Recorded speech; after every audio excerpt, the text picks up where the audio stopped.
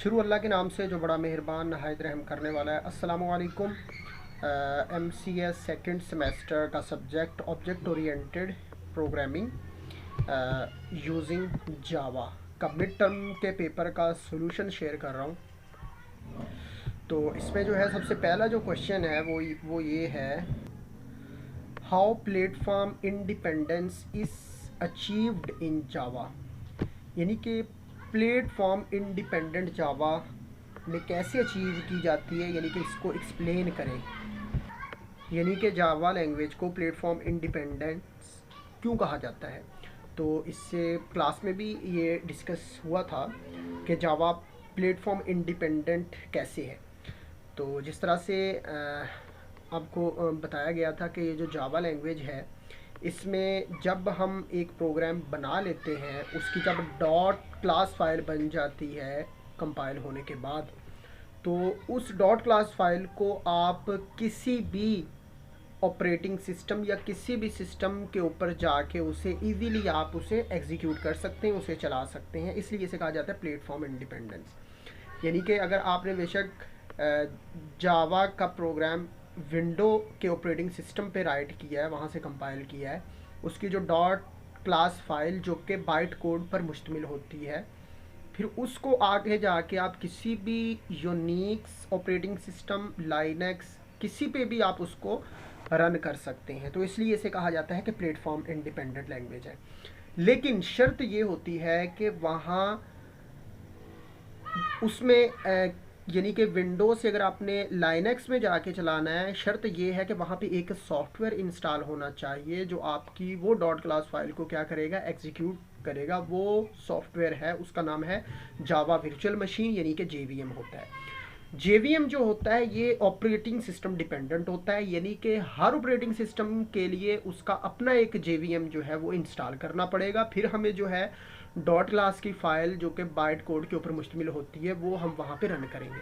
यानी कि अगर लाइनक्स पे विंडो ऑपरेटिंग सिस्टम पे बना हुआ जावा का कोड वो रन करेंगे लाइनक्स के ऊपर, तो लाइनक्स के ऊपर उसका एक JVM जावा वर्चुअल मशीन का जो सॉफ्टवेयर है वो हमें इंस्टॉल करना पड़ेगा। ठीक है, तो ये सारा इसी सवाल का जवाब है कि प्लेटफॉर्म इंडिपेंडेंस ये कैसे है। ठीक है, तो इसमें मतलब कि ये आगे एक डायग्राम की बदौलत भी ये बताया गया है कि प्लेटफॉर्म इंडिपेंडेंस जावा कैसे है। यहाँ पे जब भी जावा का कोड लिखा जाता है तो डॉट जावा की एक्सटेंशन के साथ सेव किया जाता है।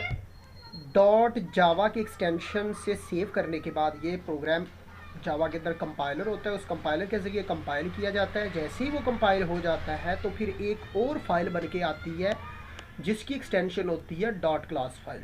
और वो डॉट क्लास फाइल जो है उसके अंदर बाइट कोड होता है जो कि प्योर मशीन लैंग्वेज कोड नहीं होता, बल्कि वो क्या है, मिक्स ही होता है, थोड़ा प्योर मशीन लैंग्वेज इंस्ट्रक्शंस के ऊपर मुश्तमिल नहीं होता। फिर लेकिन ये जो कोड है, ये फाइल जो है आप किसी भी ऑपरेटिंग सिस्टम पे लेके जाके इसे चला सकते हैं, किसी भी सिस्टम के ऊपर। लेकिन ये ऐसे नहीं चलेगी, इसके लिए एक सॉफ्टवेयर इंस्टॉल करना पड़ेगा जिसे क्या कहते हैं, JVM। हर यानी कि विंडो जो होगी उसका अलहदा से JVM इंस्टॉल करना पड़ेगा, लाइनक्स का अलहदा से, सोलरिस का अलहदा से, और मैक का अलहदा से, और मैक ऑपरेटिंग सिस्टम के ऊपर उसका अलहदा से JVM जो है वो इंस्टॉल करना पड़ेगा। अब ये देखें कि ये जो JVM है, सिर्फ JVM ही आपको इंस्टॉल करना पड़ेगा, बाकी आपका प्रोग्राम खुद ही इसके अंदर क्या हो जाएगा, एग्जीक्यूट हो जाएगा, और आपकी ऑपरेटिंग सिस्टम के अंडरस्टैंडेबल जो इंस्ट्रक्शंस है वो बना के दे देगा और वो आपका प्रोग्राम रन हो जाएगा। तो इसलिए इसे कहते हैं कि ये प्लेटफॉर्म इंडिपेंडेंस है। ये पहला शॉर्ट क्वेश्चन हो गया, इसका जवाब ये लिख लेना है। दूसरे नंबर पे आ जाता है कि जावा के अंदर क्लासेस और जो ऑब्जेक्ट्स है इसका क्या कॉन्सेप्ट है और इसको क्रिएट कैसे किया जाता है, बनाया कैसे जाता है, वो बताना है। तो सबसे पहले ये आपको एक स्लाइड नज़र आ रही है, इसके ऊपर ऑब्जेक्ट और क्लास का जो है यहाँ पे डिफरेंस बताया हुआ है क्लियरली। सबसे पहले ऑब्जेक्ट जो है वो क्लास का इंस्टेंस कहलाता है। ऑब्जेक्ट इंस्टेंस होता है क्लास का, और क्लास जो है ये एक ब्लूप्रिंट है जिसके अंदर ऑब्जेक्ट्स बनाए जाते हैं, यानी कि यूँ भी कह सकते हैं कि जो क्लास है ना ये ऑब्जेक्ट्स का क्या है, मजमूआ है, इसके अंदर ऑब्जेक्ट्स मौजूद होते हैं, ऑब्जेक्ट्स का कलेक्शन है ये। और ऑब्जेक्ट जो है ये रियल वर्ल्ड एंटिटी है, ये कोई चेयर भी हो सकती है, पेन भी हो सकता है, टेबल भी हो सकता है, लैपटॉप भी हो सकता है, कोई पर्सन भी हो सकता है, स्टूडेंट भी हो सकता है। और क्लास जो है ये जो है ग्रुप ऑफ सिमिलर ऑब्जेक्ट्स, यानी कि जिस तरह से एक पॉपुलेशन नहीं होती, पॉपुलेशन के अंदर स्पीशीज़ होती हैं, पॉपुलेशन ओवरऑल, और जो स्पीशीज़ हैं उनमें से जो सिमिलर करेक्टरिस्टिक्स या प्रॉपर्टीज़ रखने वाली जो पॉपुलेशन है उनको अलहदा करके एक स्पीशीज़ बना दिया जाता है। जिस तरह भेड़ बकरियाँ, बकरियों की एक अलहदा से स्पीशीज़ यानी कि गोट्स को अलहदा कर दिया, उसके बाद फिशेज़ की जो है एक अलहदा से स्पीशीज़। तो इसी तरह जो क्लास है ये मजमुआ, इस क्लास को आप पॉपुलेशन ही समझ लें। और इसके अंदर ऑब्जेक्ट्स क्या है, उसके अंदर मतलब मुख्तलिफ स्पीशीज़, मतलब कि क्लास क्या है, group of similar objects, similar objects का क्या है, मजमूआ है। इसके बाद आ जाए ऑब्जेक्ट इज़ फिजिकल एंटिटी, जो ऑब्जेक्ट होता है वो कोई भी फिजिकल एंटिटी होगी, ठीक है ना। और जो क्लास है ये कोई भी एक लॉजिकल एंटिटी होगी। इसके बाद जो है object is created many times as per requirement, हम अपनी डिमांड के अकॉर्डिंग जो है कभी भी ऑब्जेक्ट जो है वो बना सकते हैं। और क्लास इज़ डिक्लेयर्ड वंस, अब क्लास जो है वो सिर्फ एक बार आपको बनानी पड़ेगी और उसके अंदर आप जितने मर्जी ऑब्जेक्ट्स आप बना लें, ठीक है ना। तो object allocates memory when it is created, और जबकि class does not allocate memory when it is created. अच्छा, जब हम ऑब्जेक्ट बनाते हैं, ऑब्जेक्ट जब बनाया जाता है तो एक्चुअली जो आपके पूरे प्रोग्राम को मेमोरी मिलती है वो ऑब्जेक्ट क्रिएट करने पर पूरी उस प्रोग्राम को मेमोरी जो है वो एलोकेट की जाती है, ठीक है ना। लेकिन जब क्लास को हम बनाते हैं, क्लास को ऑब्जेक्ट ही मेमोरी एलोकेट करा के देता है, यानी कि जब ऑब्जेक्ट बनाया जाता है तो उसी को ही पूरी प्रोग्राम की के लिए जितनी मतलब कि मेमोरी रिक्वायर्ड होती है ऑब्जेक्ट क्रिएशन के दौरान उससे मिलती है।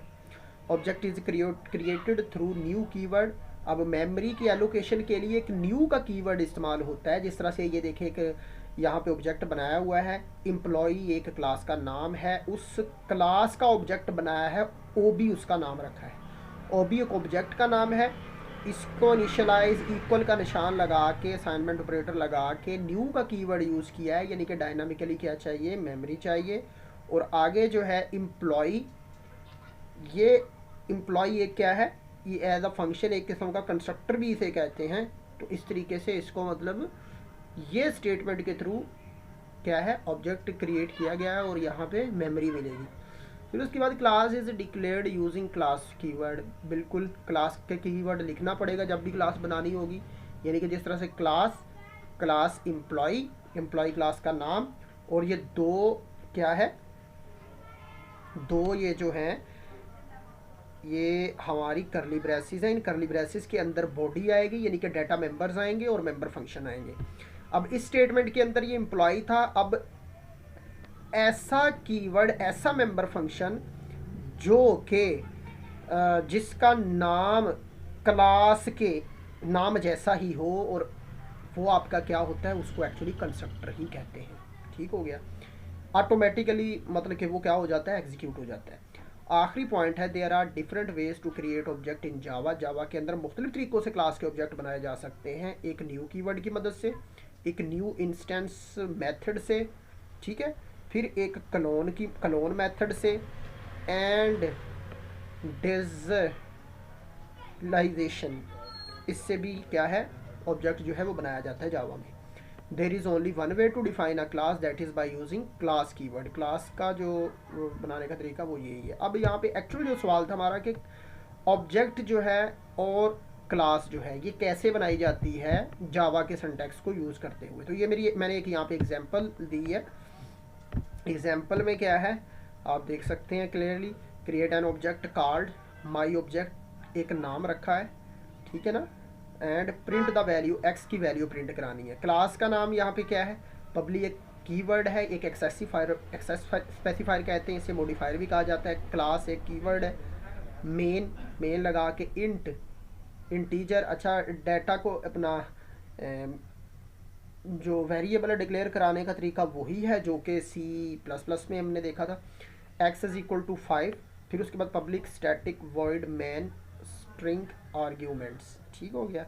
इसमें क्या है, मेन, ये पब्लिक स्टैटिक वॉइड मैन जो है, जिस तरह से C++ के अंदर हम प्रोग्राम मतलब कि जो मेन बॉडी होती थी उसके शुरू में लिखते थे वॉइड मैन, ये जावा के का ये सिंटैक्स है, public static void main string arguments. इसके अंदर क्या है, मेन का एक हमने क्लास का नाम रखा हुआ है मेन, और उस मेन का हमने ऑब्जेक्ट बनाया है, उसका नाम दिया है माई ऑब्जेक्ट, ये ऑब्जेक्ट क्रिएट किया हुआ है। फिर उसके बाद न्यू का कीवर्ड और आगे मेन जो है ये क्लास का नेम। मैंने कहा था कि इसको कंस्ट्रक्टर भी कहा जाता है, और कंस्ट्रक्टर वो होता है जिसका बगैर, जिसके लिए ऑब्जेक्ट की ज़रूरत नहीं पड़ती, वो ऑटोमेटिकली एग्जीक्यूट हो जाता है। ठीक है, ये इसका बनाया गया है ऑब्जेक्ट। और ये जो ऊपर है ये क्या है, ये क्लास है। क्लास की बॉडी कहाँ से कहाँ तक है, यहाँ से लेके यहाँ तक ये क्लास की बॉडी है, यानी कि यहाँ से क्लास शुरू होती है। क्लास का नाम क्या है, मेन। यहाँ से लेकर ये सारी की सारी कोडिंग है ये क्लास की है। ठीक है, और उस क्लास के अंदर ये एक मेन फंक्शन है, उस मेन फंक्शन के अंदर क्या किया हुआ है, ऑब्जेक्ट जो है वो क्रिएट किया हुआ है, system dot out dot print L N my object dot X के नाम से ये उसको प्रिंट कर दिया गया है। ठीक है, अब सिंटैक्स क्या है ऑब्जेक्ट को क्रिएट करने का, ये देखें वही सिंटैक्स है जो ऊपर वाली बातें वही रिवाइज हुई हैं कि क्लास नेम, ऑब्जेक्ट नेम, यहाँ पे क्लास का नाम, फिर आगे क्या है, ऑब्जेक्ट का जो आपने नाम रखना है कोई सा भी रख लें, उसके आगे सेमीकोलन लगाना है, ये डिक्लेरेशन ऑफ ऑब्जेक्ट है। फिर वो आगे ऑब्जेक्ट का name is equal to new class name, फिर आगे allocate memory to object, define object, और we can directly define object like this, class name object name is equal to new class name. ठीक हो गया। तो ये तरीक़ेकार है भाई ऑब्जेक्ट और क्लास क्रिएट करने का जावा के अंदर। ठीक है, तीसरा सवाल जो इन्होंने पूछा हुआ है वो है कि write the use of switch statement in Java. ठीक है, स्विच स्टेटमेंट क्या होती है, एक्चुअली ये एक मल्टी ब्रांच स्टेटमेंट होती है, मतलब कि उसके अंदर क्या होती हैं, शाखें होती हैं। ब्रांच का मतलब क्या होता है, इफ़ एल्स की मुख्तलिफ ब्रांचेस बना के रखी हुई होती हैं, और उन ब्रांचेस में से एक जो पार्टिकुलर है वो क्या होगी, एक वक्त में एग्जीक्यूट होगी जहाँ पे कंडीशन आपकी ट्रू हो जाएगी। ठीक हो गया। तो स्विच स्टेटमेंट सक्सेसफुली चेक, उसके अंदर एक स्विच का कीवर्ड होता है, वो क्या करता होता है, वो चेक कर रहा होता है value of an expression with a list of integer, यानी कि int, byte, short, long, character, char, constant. ठीक है ना, वो चेक करके बता रहा होता है। A switch statement is type of selection control mechanism। Actually क्या है, ये सिलेक्शन कंट्रोल ही क्या है, मैकेनिज्म है, use to allow the value of a variable expression to change the control flow of program execution via search and map. ठीक हो गया। अब इसकी एग्जांपल यहाँ पे दी हुई है स्विच स्टेटमेंट की। वो क्या है, जावा प्रोग्राम डेमोन्स्ट्रेट, यहाँ पे स्विच स्टेटमेंट का केस बनाया हुआ है परमिटिव इंट डेटा टाइप को यूज़ करते हुए। सबसे पहले ये क्लास का नाम है, पब्लिक का मतलब क्या है कि कहीं से भी इसको एक्सेस किया जा सकता है। पब्लिक क्लास का नाम टेस्ट है, फिर आगे मेन फंक्शन है public static void main string argument. इसको थोड़ा सा मैं एलेबोरेट कर देता हूँ। पब्लिक एक्सेस मॉडिफायर है। ठीक हो गया। अब स्टैटिक जो है ये एक किस्म का आपकी एक स्टैटिक एक कीवर्ड है। वॉइड मेन आपका मेन क्या है, वॉइड मेन ये मेन फंक्शन है जिस तरह C++ के अंदर होता है। और अब उस वॉइड मेन के अंदर ये दो पैरामीटर एक स्ट्रिंग आर्ग्यूमेंट्स यहाँ पे रखे हुए हैं। ठीक है, अब ये जो स्ट्रिंग है ये क्लास है, और ये जो ब्रैकेट है हम C++ में पढ़ते हैं कि जहाँ पे ये ब्रैकेट लगी हुई हो उसके अंदर एक्चुअली उसका मतलब क्या होता है कि वो एक एरे को रिप्रेजेंट कर रहा है, यानी कि एरे होगा ये इसके अंदर। ठीक है ना, और ये उसके क्या है, आर्ग्यूमेंट्स को रिप्रेजेंट कर रहा है। ठीक हो गया। नीचे है इंट डे 5 है, स्ट्रिंग डे स्ट्रिंग, और स्विच स्टेटमेंट यहाँ पे लगाई हुई है। स्विच के अंदर क्या डे रखा हुआ है, केस बना दिए। कितने केस बना दिए ये देखें, टोटल यहाँ पे एक वीक, यानी कि प्रोग्राम का है क्या कि वीक में से कोई भी डाटा जो है, कोई भी हम वीक एंटर करें तो वो हमें क्या बता दे कि ये कौन सा वीक है।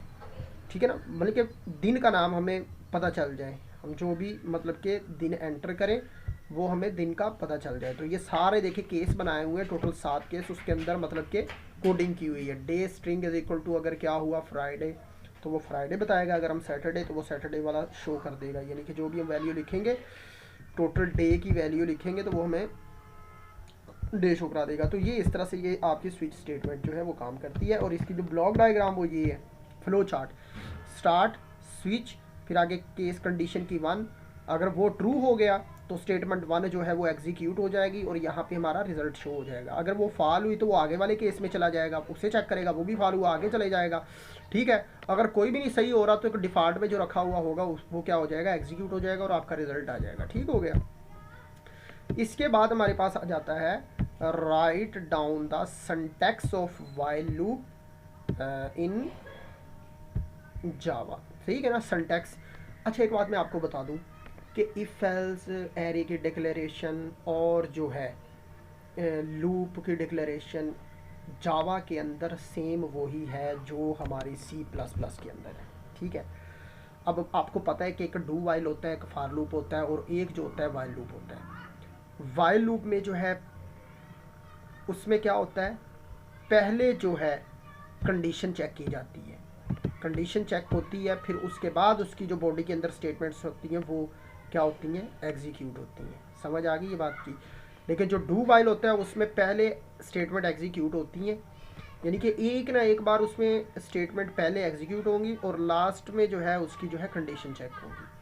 तो ये देखें, इफ़ फॉल्स, इफ़ ट्रू, ये देखें यहाँ पे है वाइल कंडीशन लगी और कंडीशन के अंदर ये सिंटैक्स है, body of the loop statement to be executed, updation यानी कि इंक्रीमेंट होगा, क्या हो जाएगा, बाहर चला जाएगा, फिर जाके वो इंक्रीमेंट होकर दोबारा आ जाएगा। ये नीचे एग्जांपल दी है कि जावा के अंदर ये कैसे होगा। क्लास, उसका नाम रखा, क्लास का नाम loop, public static void main string arguments, यानी कि जिस तरह से सी प्लस प्लस की जो हेडर फाइल थी ना, इंक्लूड आयो stream dot H, include conio dot H, उसकी जगह पे हमने वॉइड मैन की जगह पे हमने ये public static void main string arguments लिख देना है। फिर int I is equal to 1, while I less than और इक्वल टू क्या है 6, और system dot out dot print L N I और आई प्लस प्लस, ये हम लगाते जाएंगे और ये हमारा हो जाएगा काम। ठीक है, इसी तरह से ये होता जाएगा। तो ये देखें यहाँ पे लूप लगा है, लूप में जो है सबसे पहले एक लूप के लिए वेरिएबल आई यूज़ किया गया है, उसको इनिशियलाइज करा दिया है 1 के, यानी कि 1 से लूप स्टार्ट होगा। वाइल कंडीशन लगी है कि आई जब तक लेस रहेगा या बराबर रहेगा 6 के तो ये लूप चलना चाहिए, अदरवाइज जैसे ही फॉल होगा तो ये क्या है, टर्मिनेट हो जाएगा। तो यहाँ पे ये क्या हो जाएगा और लास्ट में क्या है, यहाँ पे आई प्लस प्लस इसमें इंक्रीमेंट होता रहेगा, जब भी ये पहला साइकिल अपना मुकम्मल करेगा इंक्रीमेंट होकर फिर आ जाएगा। इसी तरह ये 1 2 3 4 5 6 तक ये क्या करेगा, प्रिंट कराएगा नंबर। तो ये बार बार क्या कर रहा है, चला रहा है। ठीक है, ये थे शॉर्ट क्वेश्चन। अब आते हैं ज़रा लॉन्ग क्वेश्चन के ऊपर। लॉन्ग क्वेश्चन में जो है सबसे पहला जो क्वेश्चन है वो पूछा हुआ है कि write a program in Java that input number from user, के यूज़र एक नंबर एंटर करेगा, ठीक है ना, दो, और वो जो नंबर होगा उसे चेक किया जाएगा कि ये आर्मस्ट्रॉन्ग नंबर है या आर्मस्ट्रॉन्ग नंबर नहीं है। अब इसका मतलब क्या है, आर्मस्ट्रॉन्ग का मतलब क्या है। लेट सपोज मेरे पास यहाँ पे क्या है, एक 153 ये एक नंबर है, ठीक है ना। अगर इनमें इन तीनों नंबर्स का मैं क्या लूँ, क्यूब लूँ, तो 1 का जो क्यूब होगा वो क्या आएगा, 1 आएगा।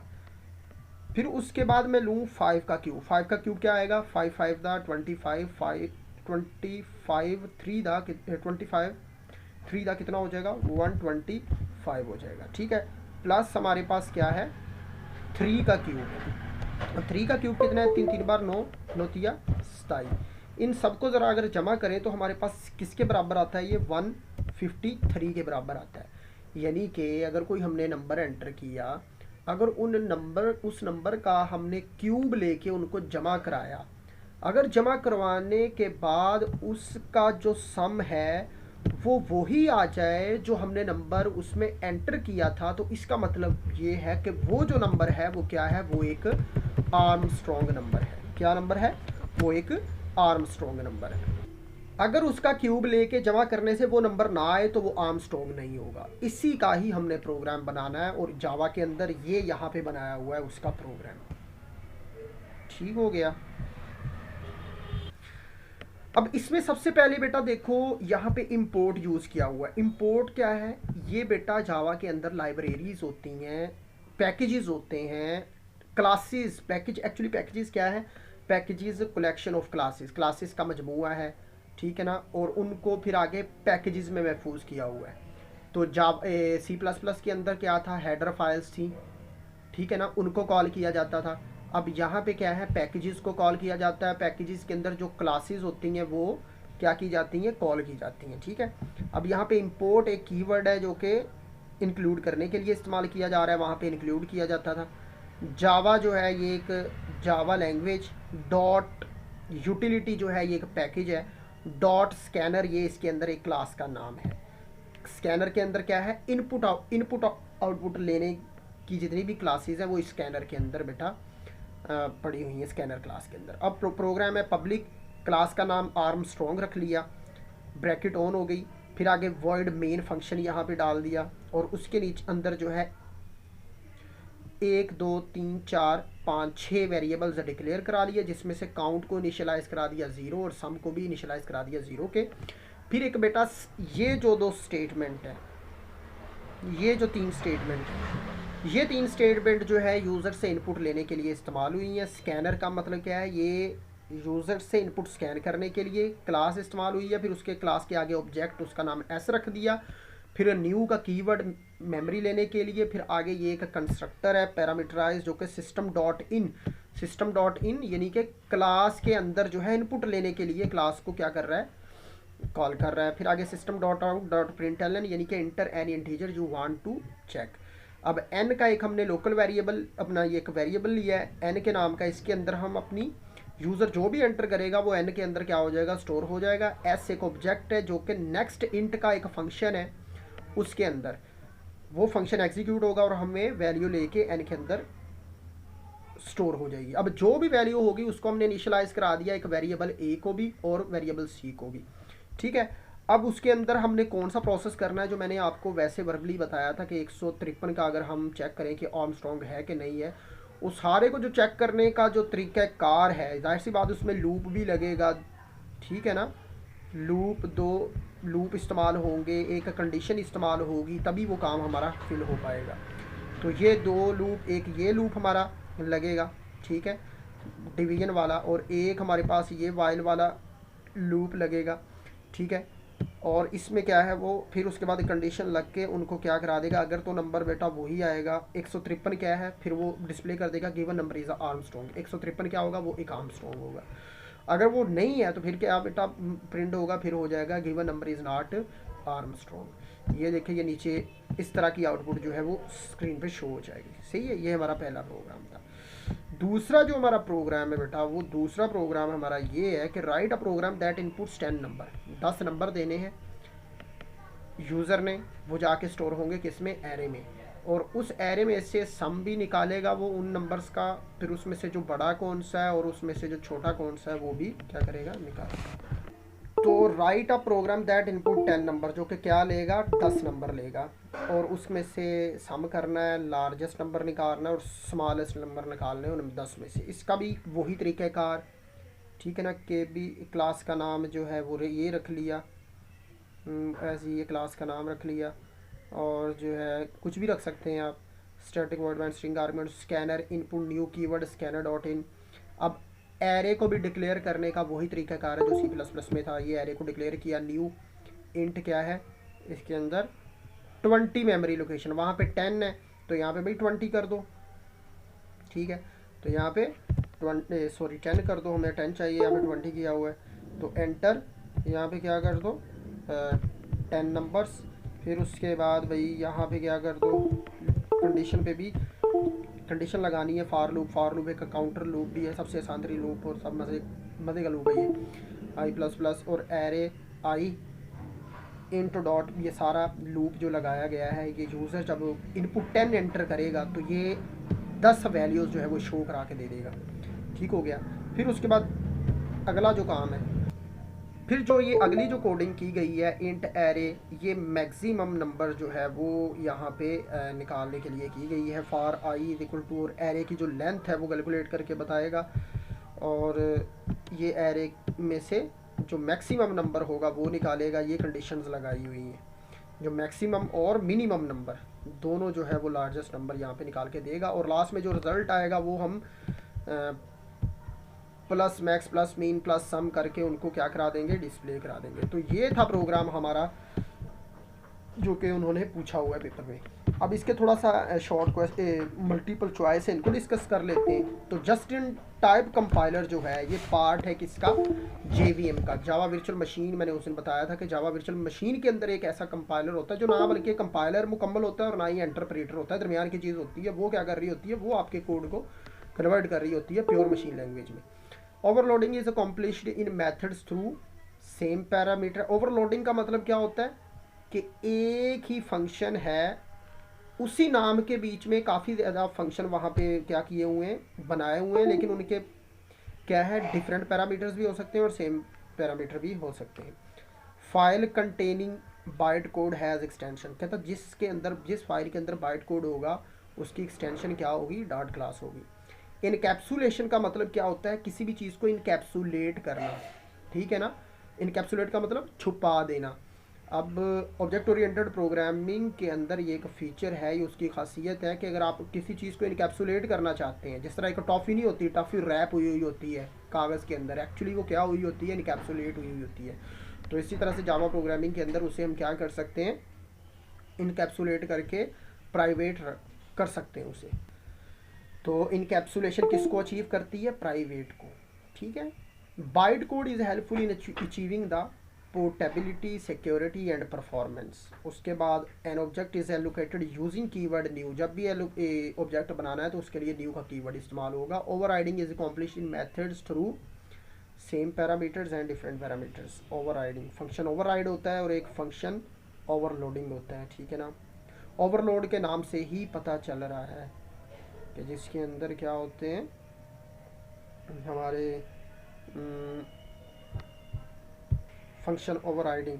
लेकिन यहाँ पे मुझे थोड़ा सा इस MCQs में थोड़ा सा इशू लग रहा है, ये जो है ओवरलोडिंग इज कॉम्प्लिश्ड। इसमें जो है दो अगर अपने सेम नाम के फंक्शन बनाए हुए हैं ना, तो उनमें पैरामीटर्स डिफरेंट होने चाहिए मेरे ख्याल में। सिर्फ ये मुझे ऑप्शन लग रहा है, नेम उनका सेम होता है, उसमें पैरामीटर डिफरेंट होते हैं, लेकिन जो अब आंसर यहाँ पे दिया गया है वही हमें यहाँ पे मजबूरन लगाना पड़ेगा, ठीक है। ओवरराइडिंग में बहुत encapsulation is related with the data hiding, is actually बात है डाटा को हाइड करना, छुपाना। इनहेरिटेंस क्या है, उसके लिए जो कीवर्ड यूज़ होता है, जब भी हमने कोई इनहेरिटेंस का प्रोग्राम लिखना है तो उसके लिए एक्सटेंड का कीवर्ड इस्तेमाल होता है। What is an object, instance, object एक इंस्टेंस होता है क्लास का। तो ये था पहला पेपर जावा का, जो मैंने आपको सारा कंप्लीट सोल्यूशन इसका दे दिया है। अब आपको इसको अच्छे से तैयार कर लेना है और इंशाल्लाह ताला ये आप लोगों के लिए बहुत ही मुफीद साबित होगा। मुझे दीजिए इजाज़त, तब तक के लिए खुदा हाफिज़।